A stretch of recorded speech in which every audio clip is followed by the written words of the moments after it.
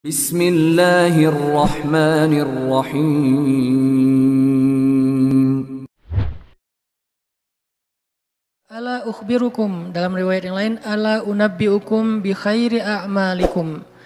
Maukah kalian aku sampaikan, aku kasih tahu amal yang paling baik yang bisa kalian lakukan. Amal yang paling baik. Wa azkaha inda malikikum. Dan kedudukannya di sisi Allah adalah amal ini adalah amal yang paling suci. Artinya udah pasti diterima oleh Allah. Nggak ada yang tertolak sama sekali. Dan Allah suka banget dengan amal ini. Karena disebut dengan suci berarti Allah suka. Karena Allah maha suci, maha baik, maha sempurna dan mencintai kebaikan ataupun kesucian. Wa azkaha inda malikikum wa arfa'iha fi darajatikum. Dan dia menjadi amal yang paling tinggi mengangkat derajat seseorang.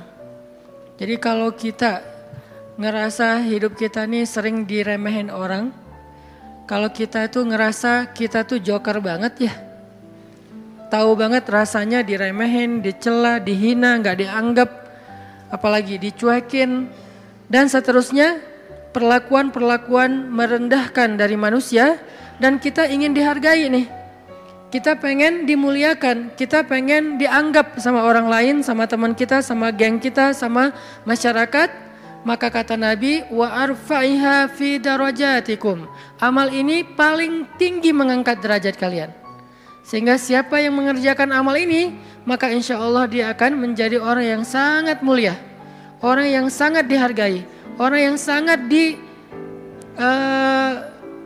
dikagumi, orang yang sangat disegani. Arfa'iha fi darajatikum wa khairin lakum min infaqiz zahabi wal fiddah. Ini lebih dahsyat lagi. Amalan ini lebih baik daripada kalian menginfakkan emas dan perak. Lebih baik daripada menginfakkan emas dan perak. Siapa di antara kita yang pernah sedekah emas sekilo? Gak ada yang pernah, termasuk yang nanya. Mana pernah kita sedekah emas sekilo? Yang seharga sekarang berapa sekilo emas? Gak jualan Ustaz. Berapa? Kurang lebih 700 juta? 600 ya? 600-an juta. Ternyata ada pedagang emas di belakang. Sekarang harga 1 kilo emas 600-an juta misalnya. Siapa dari kita yang pernah berinfak 600 juta dan itu berkali-kali dalam satu hari? Bukan berkali-kali dalam setahun, berkali-kali dalam satu hari. Sekilo. Ntar siang, sekilo. Sore infak sekilo. Malam mau tidur sekilo lagi. Sehari 5 kilo. Dan bahkan bisa puluhan kilo, ratusan kilo. Sehingga Nabi mengatakan wa khairil lakum min infaqiz zahabi wal fiddah. Lebih baik bagi kalian, bukan sama, lebih baik daripada berinfak dengan emas dan perak. Makanya Nabi mengatakan khairi a'malikum, sebaik-baik amal, sebaik-baik perbuatan. Wa khairil lakum, ini ada yang lebih dahsyat lagi. Wa khairil lakum min antal kau aduwakum fatadribu a'naqahum wa yadribu a'naqakum. Lebih baik bagi kalian daripada kalian pergi berperang untuk menghadapi musuh-musuh kalian, menghadapi musuh-musuh Allah, menghadapi orang-orang yang kufar. Lebih baik daripada kalian berjihad, lalu kalian bertemu dengan musuh kalian, fatadribu a'naqahum, sehingga kalian menebas batang leher mereka, au yadribu a'naqahum, atau mereka yang akan menebas batang leher kalian. Apa maksudnya? Lebih baik daripada jihad dengan dua kemungkinan. 1, menang dalam peperangan. 2, syahid dalam peperangan. Ternyata lebih baik daripada syahid, coba. Fatadribu a'naqahum wa yadribu a'naqakum. Kalian membunuh mereka atau mereka akan membunuh kalian. Ada dua kemungkinan dalam peperangan kan. Kalau enggak menang seperti perang Badar, perang Ahzab, dan yang lain-lainnya. Atau kalian akan terbunuh dalam peperangan itu sebagai syuhada. Dan ini khairun, lebih baik daripada itu semua. Lebih baik daripada menang dalam peperangan jihad. Atau lebih baik daripada syahid dalam peperangan jihad. Lalu para sahabat langsung menjawab dengan serentak, bala ya Rasulullah. Tentu ya Rasulullah, amal apa ini? Kok dia bisa lebih baik dari semua perbuatan kami? Dia lebih disukai oleh Allah. Dia lebih tinggi derajat bagi yang melakukannya. Dia lebih berharga daripada emas dan perak. Dia lebih berharga, lebih mulia daripada menang dalam medan jihad. Bahkan dia lebih istimewa daripada syahid dalam peperangan membela agama Allah. Bala ya Rasul, tentu ya Rasul, apa amalan yang istimewa ini? Nabi mengatakan, zikrullahi ta'ala, zikir kepada Allah subhanahu wa ta'ala. Ternyata sebegitu gampangnya. Sehingga Allah subhanahu wa ta'ala berkali-kali nanya kepada kita di surat Ar-Rahman, fabi ayyi ala'i rabbikuma tukadziban. Nikmat Tuhanmu yang mana yang kamu dustakan? Allah sudah memudahkan kalian dengan segala macam kebaikan untuk mendapatkan pahala, mendapatkan ridha Allah, mendapatkan ampunan Allah, yang puncaknya mendapatkan surga Allah Subhanahu wa taala. Udah banyak dan Allah mudahkan. Pengen masuk surga? Mudah. Pengen diampunin semua dosa sampai dari sejak kita balik, yang kita sering berbuat dosa, dosa awal-awal kita balik itu yang paling gede apa? Ninggalin sholat ya. Karena kita baru sadar-sadar sholat kan akhir-akhir ini. Padahal kewajiban kita sholat itu udah di usia 10 tahun. Yang kata Nabi kalau nggak sholat disuruh pukul anak usia 10 tahun. Artinya ada ketegasan dalam pelaksanaan sholat di usia 10 tahun. Usia 11 tahun, 12 tahun kita masih kelas 5, kelas 6 SD. Kita sering banget ninggalin sholat. Gimana caranya sholat yang begitu besar pahala atau begitu besar dosanya kalau ditinggalkan bisa dihapuskan oleh Allah? Apakah kita harus jungkir balik sholat yang sebanyak-banyaknya? Enggak mudah bagi Allah. Ternyata semua kebaikan di sisi Allah itu Allah beri dengan cara mudah. Bahasanya Ar-Rahman, pemurah, dimurahin sama Allah. Allah murahin. Mau surga? Murah. Padahal surga itu mahal. Kata Nabi, ala sil'atallahi hiyal ghaliyah, ala sil'atallahi hiyal jannah. Bukankah harta Allah itu mahal dan harta Allah itu adalah surga? Surga itu aslinya mahal, tetapi Allah mudahkan dan Allah murahkan bagi kita orang yang beriman. Ampunan Allah itu berharga, tapi Allah murahkan. Ridha Allah itu sesuatu yang sangat istimewa, langka, tetapi Allah murahkan. Jadi termasuk dengan ibadah ini, zikir yang begitu mudah, zikir yang begitu ringan, zikir yang begitu yang santai, gak perlu modal untuk berzikir. Kamu udah zikir? Belum, kenapa? Gak cukup modal. Gak ada orang yang gak berzikir gara-gara kurang modal. Kalau kurang modal untuk kayak bisnis, wajar. Justru mencari dunia itu mahal dan susah. Modalnya gede, hasilnya belum tentu. Itu juga pengorbanannya berdarah-darah. Belum lagi nanti dizolimin, dikerjain, ditipu orang. Setelah sekian lama baru dapat, udah tua. Itulah dunia. Susah banget ngedapetinnya. Ngerasain gak susah banget ngedapetin dunia? Ngedapetin dia, susah kan? Susah banget. Perjuangannya ya Allah, luar biasa. Kok Ustaz bisa menjiwai sekali kalimat itu? Mengalami. Itulah dunia. Sedangkan apa yang Allah tawarkan di akhirat itu ringan. Tetapi kita mungkin itulah kelemahan saya dan kita semua. Bahwa memang kita lebih memilih yang susah. Udah gitu berkeluh kesah. Meninggalkan yang mudah dan mendustakan nikmat Allah. Kita pilih yang susah. Pas udah capek berkeluh kesah. Ya Allah, kita nuduh Allah macam-macam. Padahal Allah udah ngasih yang paling mudah. Tapi kita abaikan dan kita kufur kepada nikmat Allah. Jadi teman-teman yang dirahmati Allah.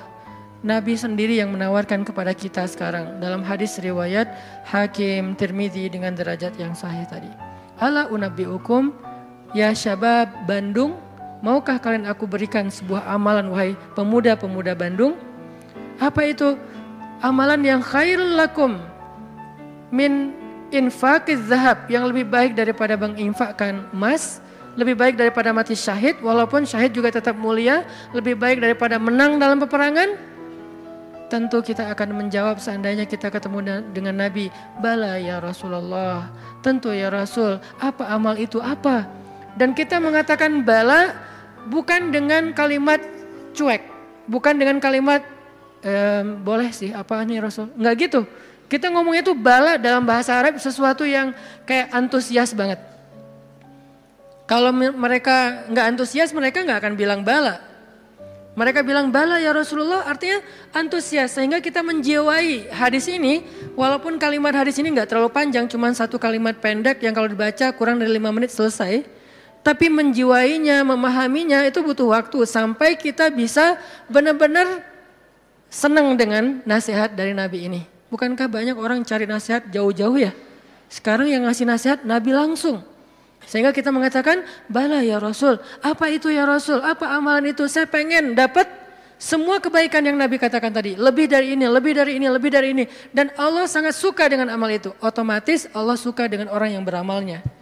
Zikrullah kata Nabi, mengingat Allah, berzikir kepada Allah. Makanya itulah kenapa Allah Subhanahu wa taala berfirman di surat Al-Ahzab yang tadi kita baca. Ya ayyuhalladzina amanu uzkurullaha dzikran katsira wasabbihuhu bukratan wa asila. Wahai orang yang beriman, ingatlah Allah, berzikirlah kepada Allah dengan zikir yang sebanyak-banyaknya. Kenapa? Karena zikir itu ringan. Allah gak nyuruh kepada kita sesuatu yang berat. Allah belum bilang jahidul kuffar, perangilah orang-orang kufur. Allah baru mengatakan anfiqu min amwalikum, sedekahkan harta kalian, min amwalikum, sebagian dari harta kalian. Enggak. Itu mungkin buat kita masih butuh waktu belajar. Sekarang Allah mengatakan uzkurullaha dzikran katsira, ingatlah Allah, sebutlah Allah, zikirlah kepada Allah sebanyak-banyaknya. Kenapa? Lebih baik dari semua tawaran-tawaran yang itu. Allah kalau nawarin kita untuk jihad, kemungkinan besar kita akan mencari-cari alasan. Dan orang yang mencari-cari alasan dari kewajiban berjihad apabila sudah wajib, maka dia udah jelas sifat kemunafikannya. Baca nanti di ayat-ayat tentang jihad, surat At-Taubah, surat Al-Anfal, termasuk surat Al-Ahzab. Ada banyak cerita-cerita tentang jihadnya Nabi. Dan sebagian besar orang yang menolak atau mencari alasan untuk enggak ikut sama Nabi, itu tuh udah pasti terlihat jelas kemunafikan pada diri mereka. Sehingga Allah menggolongkan mereka termasuk orang munafik. Allah marah kepada mereka sehingga menyebutkan dengan kalimat kabura maqtan indallah. Allah marah sekali dengan kata-kata mereka. Di dalam surat yang lain dikatakan mereka itu termasuk orang-orang yang pendusta. Mereka bilang inna buyutana aurah, rumah kami sedang ada banyak masalah ya Rasul, mohon maaf kali ini gak bisa ikut. Yang lain mengatakan anak saya sakit ya Rasul, maaf gak bisa ikut. Yang lain mengatakan saya kurang enak badan ya Rasul, maaf gak bisa ikut. Semua alasan yang mereka katakan, Nabi hanya bilang ya sudah. Tapi Allah mengatakan aku tahu isi hati mereka dan mereka orang munafik. Berat soalnya perintah jihad itu berat. Alhamdulillah kita di Indonesia gak ada kewajiban berjihad, soalnya penjajah kita sudah pergi dan diusir oleh para pahlawan kita. Coba kita masih hidup di zaman Belanda atau Jepang atau Portugis, maka kita semuanya wajib berjihad membela tanah air. Alhamdulillah udah merdeka, jadi kewajibannya bukan lagi jihad, lebih ringan dikit, dakwah. Tidak perlu mengangkat senjata, cukup kita mengajak kepada kebaikan. Karena seandainya perintah jihad itu muncul di tengah-tengah kita sekarang, kemungkinan besar kita akan mencari 1001 alasan. Ada alasannya saya masih kuliah lah, ada yang alasannya saya belum nikah lah. Memang ada alasan gak bisa berjihad gara-gara belum nikah. Ustadz nanti kalau saya syahid terus saya belum statusnya masih jomblo gimana Ustadz? Gak usah dibahas sekarang. Hampir kepancing. Artinya ya kalau seandainya perintahnya adalah jihad, kita mungkin termasuk orang-orang yang anulir di awal waktu udah langsung dicoret, gak masuk. Kalaupun kita mau tetap nggak diizinkan. Kenapa? Nggak cukup syarat. Pegang senjata nggak pernah, baru jalan 100 meter udah ngos-ngosan, nggak makan sehari udah lemes. Ya gimana mau jihad? Padahal jihad itu fisiknya luar biasa, nggak tidur berhari-hari, apalagi ya tanya aja ke teman-teman dari militer lah, latihan aja udah seberat itu, gimana menghadapi musuh. Kita mau berangkat pun nggak diizinkan karena nggak memenuhi syarat. Itu perintah jihad. Ternyata ada yang lebih baik daripada jihad. Zikrullah. Perintah berinfak. Kata Allah, berinfaklah dengan harta terbaik. Lan tanalul birra. Tidaklah sempurna kebaikan kalian. Hatta tunfiqu mimma tuhibbun. Sampai kalian berinfak dengan harta yang paling kalian cintai. Langsung kita ingat. Harta yang paling saya cintai. Udah belum kita berinfak dengan harta yang paling kita cintai? Ada yang baru beli mobil sebulan yang lalu. Ini yang paling saya cintai. Anak masuk ke mobil, awas sendal. Sepatu. Nggak boleh kotor mobilnya. Cewek baru beli apa misalnya? Kosmetik. Infak kosmetik. Atau baru beli rumah dikasih sama suaminya. Rumah baru banget. Baru naik ke sofa, jangan ini kotor. Sofanya dijaga nggak boleh kotor. Apalagi kita baru beli sesuatu yang paling berharga buat kita, harta. Yang sifatnya materi. Maka kata Allah tidak sempurna infak kita sampai kita pernah, walaupun nggak apa-apa nggak usah sering-sering, pernah menginfakkan harta yang paling kita cintai. Berat pasti. Karena infak kita itu baru harta yang sisa. Kelebihan harta, bahasa lembutnya. Kalau bahasa vulgarnya sisa. Infak makanan sisa. Infak pakaian sisa, giveaway. Apalagi infak uang sisa, receh. Jadi infak kita tuh masih infak sisa. Baik Ustadz, baik, tetapi belum sempurna. Karena ada derajat, ada tingkatan-tingkatan. Ada yang menginfakkan harta yang lebih, oke, sisa. Ada yang menginfakkan setengah hartanya. Ada yang menginfakkan yang paling dia cintai. Ada yang menginfakkan seluruh hartanya, yaitu Abu Bakar As-Siddiq. Kita level yang paling dicintai aja belum sanggup. Lalu Nabi mengatakan, mau nggak kalian aku tawarkan yang lebih baik daripada infak harta yang paling kalian cintai? Lebih baik daripada memberikan mobil kesayangan kalian. Lebih baik daripada memberikan pakaian kesukaan kalian. Lebih baik daripada, saya kadang-kadang diminta kupluk aja. Ada teman-teman di luar kota misalnya pas saya datang, Ustadz boleh minta kupluk Ustadz? Aduh ini warna kesukaan saya. Baru kupluk yang warna kesukaan aja kayak berat mau ngasih, hijau dan abu. Pernah dulu karena gak bisa nolak dia udah baik banget sama saya. Sampai sekarang saya ingat-ingat itu topi ya, sukaan saya banget tuh. Sampai sekarang diingat-ingat. Kalau ketemu dia saya langsung nyari, dia kok gak dipakai sih topinya, balikin dong kalau gak dipakai gitu kan ya. Saking kayak emang kesukaan saya banget, itu aja gak bisa padahal murah loh. Masih hitungan puluhan ribu atau ratusan ribu. Baju yang kesukaan saya yang saya sering pakai tuh kotor cuci langsung, keringin, setrika pakai lagi. Karena senang banget dengan baju itu, diminta sama orang lain, mau gak ngasih? Kayak masih berat Nabi itu pernah dimintain baju yang beliau suka banget, diberikan oleh Raja Khorasan. Beliau pakai baju itu kayak sweater, karena baju musim dingin, beliau pakai kayak sweater gitu keluar rumah. Tiba-tiba kata seorang laki-laki di jalan, ya Muhammad bajunya bagus banget, boleh minta nggak? Orang Badui, terlalu jelas ngomongnya, to the point.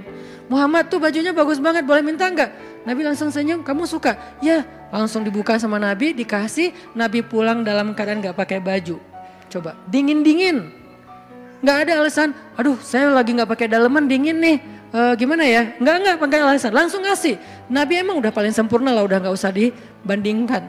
Jadi kalau bicara infak yang paling disukai, Nabi itu udah lewat lah. Kita baru baju aja, kupluk, topi, mikir. Ada papan skate. Walaupun gak jago main, tapi ada papan skate yang kayak buat saya tuh kayak ini kayak bersejarah. Saya paling sering jatuh karena papan ini gitu. Terus kalau ada yang Ustadz mau gak give away papan skate untuk donasi atau apa, itu masih mikir lama. Ya udah deh, yang ini aja deh. Ada 3 misalnya, ngasih yang jarang dipakai. Masih gitu coba. Nah sekarang Nabi bilang, mau nggak aku tawarin sesuatu yang lebih istimewa daripada kamu berinfak dengan semua barang kesukaan kamu. Koleksi kesukaan kamu. Ternyata ada yang lebih istimewa. Apalagi? Infak, jihad, syahid, dan yang lain-lainnya. Nabi mengatakan, mau nggak yang lebih baik dari semua amal kalian? Tahajud, amal itu jamak. Tahajud, puasa Senin Kamis, infak, jihad, tilawah, dan seterusnya. Apa ya Rasul? Zikrullah.